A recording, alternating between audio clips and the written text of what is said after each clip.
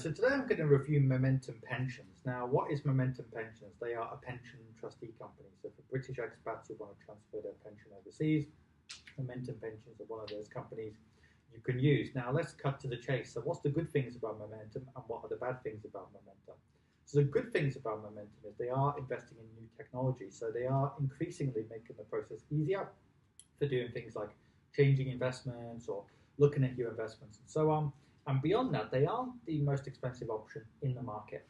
Now, what are the negatives, though, about Momentum Pensions? So the negatives are, number one, they aren't the cheapest option in the market. So their fees are a bit higher than some of the other options. So that means that for people who have especially small policies, they are going to be hit hard by those particular fees.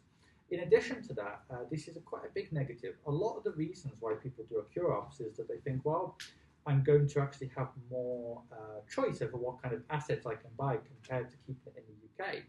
However, in Momentum Pensions, at least on the Malta side of things, it's much more regulated in some of the other jurisdictions like Gibraltar or whatever, and that means that if you want to invest in a specific asset, you can only do it if Momentum Pensions allow. In other words, they are the policy holder, not you. So in certain situations, you're not actually going to get any advantage in that regard over keeping it in the UK. So in general, I would say there are better options these days than Momentum in the market. There are some newer players in the market like Fourth Plus and others who are much cheaper. We'll review them later.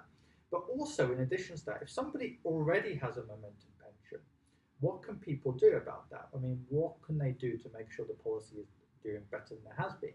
So if you've got a Momentum pension that's been stagnant for a number of years, there's a number of reasons this could be the case. It could be the high fees within the life insurance company like RL360 or OMI. It could be the funds or whatever, but sometimes it is possible to reduce the fees within the policy. That's one option. A second option is it is sometimes possible to transfer the Momentum to another provider. There is paperwork that needs to be done, of course. And finally, though, it is also possible sometimes to take a 25% or 30% withdrawal and then invest that into a more cheaper mechanism. So in summary, I would say that really it's probably not the best thing if you're a new client to go into Momentum because there are cheaper options available for British transfers of pensions.